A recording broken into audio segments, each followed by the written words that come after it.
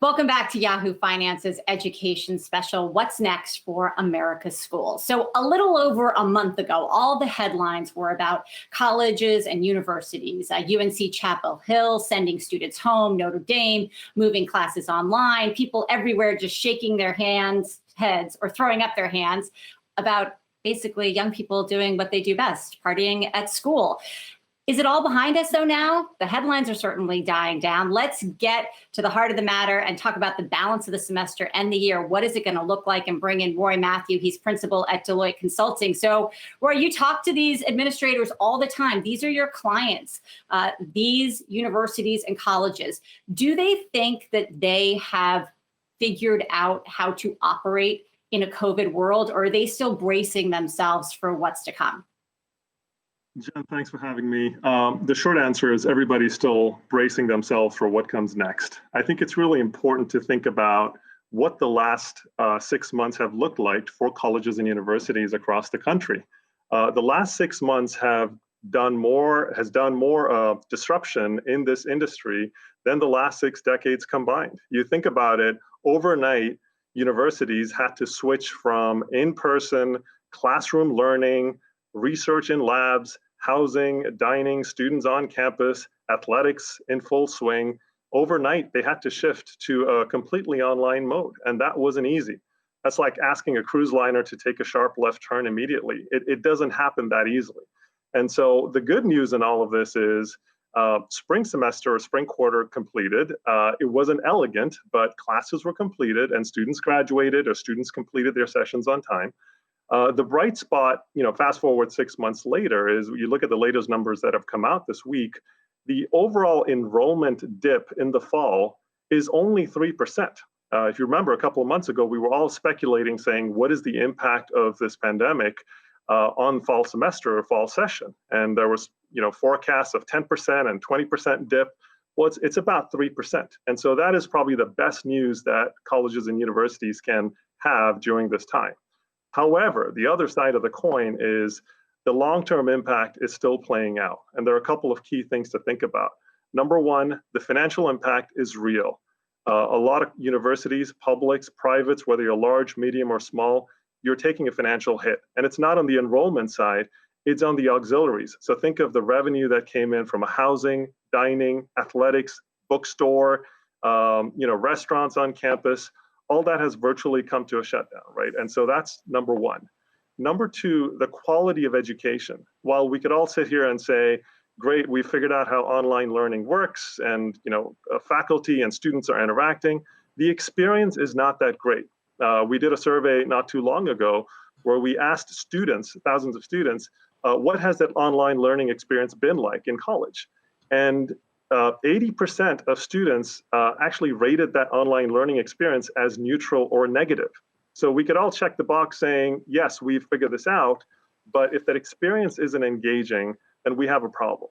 And the third one, which is starting to emerge in the last few weeks more than ever before, is student mental health and well-being. This is not easy on students. And so the impact that this is having on the lives of students, the inability to interact with their colleagues and classmates and just the social life that they had outside of the classroom on campus, that's taking a huge toll on students. So those are some of the key impacts that are going on right now, and it's still playing out. We haven't reached the end of that movie.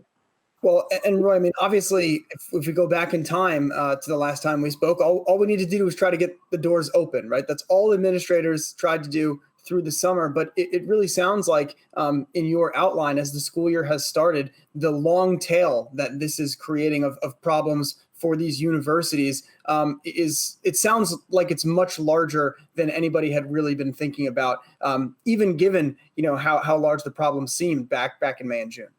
Yeah, no, it's a fair point, Miles. And the thing to think about is the average 18 to 24-year-old is going to behave like the average 18 to 24-year-old. So I think it's unfair to blame students for being students.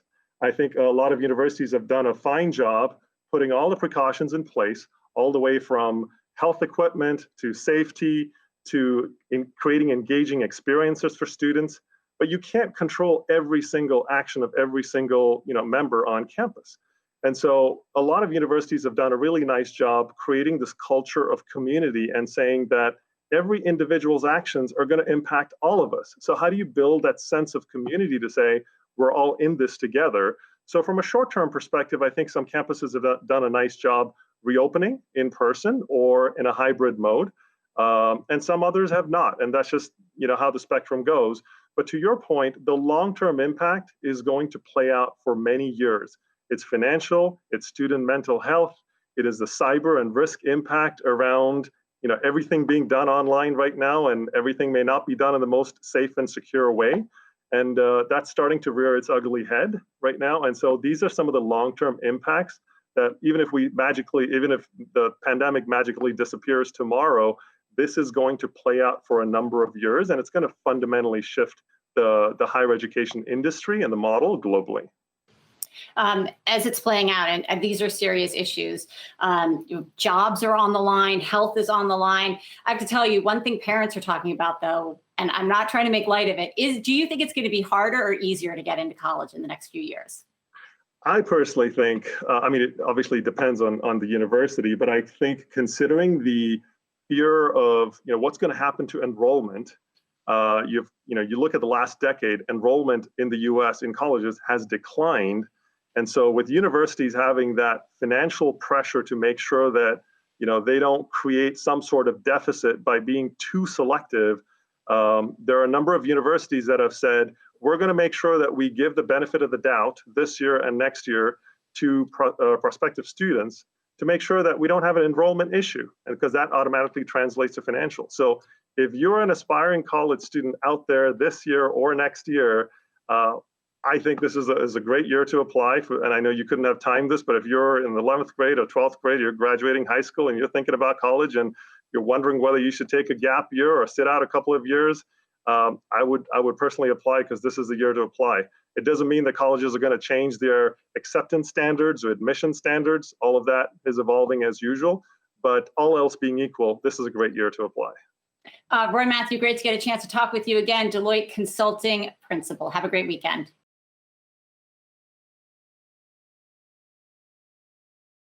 Hey investors, Zach Guzman here. Are you interested in learning more about the markets and getting the latest financial news? Well, then click right here to subscribe to our Yahoo Finance YouTube channel. Get the latest up-to-the-minute market analysis, big interviews in the world of finance, and information on how to manage your money every day wherever you are.